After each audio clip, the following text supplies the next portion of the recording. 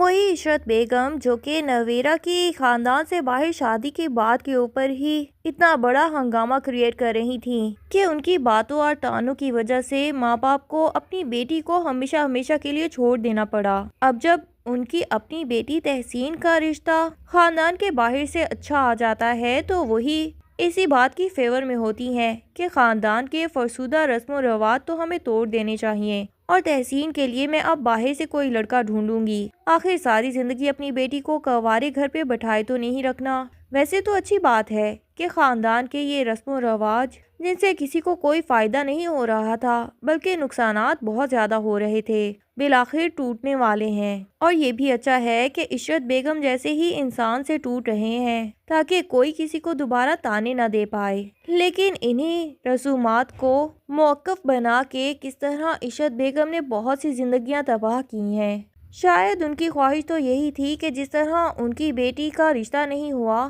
نویرہ بھی یوں ہی گھر میں پڑی پڑی بوڑھی ہو جائے اور اسفند کے لیے تحسین کا ہاتھ نہ مانگنے کی سزا ان لوگوں کو ساری زندگی ملتی رہے۔ لیکن اب تحسین خود بھی نور کو پسند کرنے لگی ہے اور اپنی ماں کو بھی اس بات کا احساس دلاتی ہے کہ نور بالکل بری لڑکی نہیں ہے۔ ہم نے اس کی زندگی میں ہمیشہ مشکلات پیدا کرنے کی کوشش کی لیکن اس کے باوجود وہ میرا بھلا چاہتی ہے۔ وہی ہے جو مجھے فورس کر رہی ہے کہ اگر احتشام آپ کے ساتھ شادی کرنے کے لیے سیریس ہے تو آپ کو لازمی آگے بڑھ کے اس رشتے کو کنسیڈر کرنا چاہیے۔ عشرت بیگم بھی نور کی اچھائیاں دیکھ دیکھ کے آخر قائل ہو ہی جائیں گی کہ انہوں نے بلا وجہ پرانی نفرتیں دل میں پال رکھی تھیں، جبکہ نور جیسی اچھی نیچر کی لڑکی ان نفرتوں کی بالکل بھی مستحق نہیں تھی۔ ایک طرف تو نور نے آلیان کو بھی ذمہ دار انسان بنا دیا ہے، اسی کی باتوں کا اثر ہے اور اسی کے مطابق آنے کے لیے آلیان اب اپنی پڑھائی پہ بھی دھیان دینے لگا ہے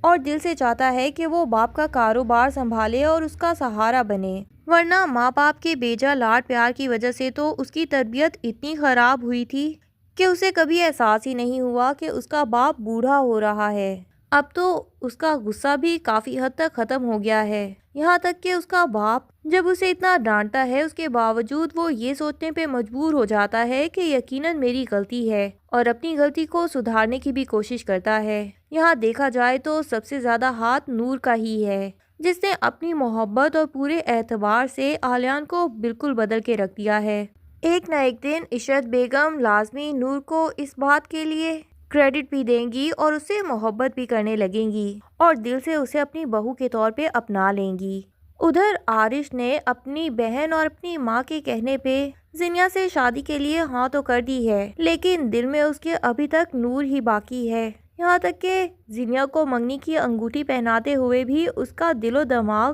صرف اور صرف نور کی ہی باتیں سوچ رہا تھا اور اسے وہ دن شدت سے یاد آ رہا تھا جب اس نے نور کو اپنے نام کی منگنی کی انگوٹھی پہنائی تھی۔ لیکن زینیا بھی بہت اچھی نیچر کی لڑکی ہے، وہ بہت ہی نرم مزاجی سے عارش سے بار بار انویسٹیگیشن کرنے کی کوشش کرتی ہے کہ اگر آپ اس شادی کے لیے راضی نہیں ہیں تو آپ مجھے صاف صاف بتا سکتے ہیں۔ یقیناً زینیا کی یہ ساری اچھائی دیکھ کے عارش ایک نہ ایک دن اسے دل سے اپنی زندگی میں شامل کر ہی لے گا، اور پھر جب وہ دیکھے گا کہ نور اپنے شوہر کے ساتھ خوش ہے اور وہ زندگی میں آگے بڑھ چکی ہے تو اسے نور کو بھلانا ہی پڑے گا۔ لیکن تب تک ڈرامے میں مزید ٹویسٹ آنے باقی ہیں۔ ڈرامے کے وہ سارے ٹویسٹ دیکھنے کے لیے چینل کے ساتھ جڑے رہیے اور ویڈیو پسند آئے تو لائک اینڈ کمنٹ کرنا نہ بھولیے۔ شکریہ۔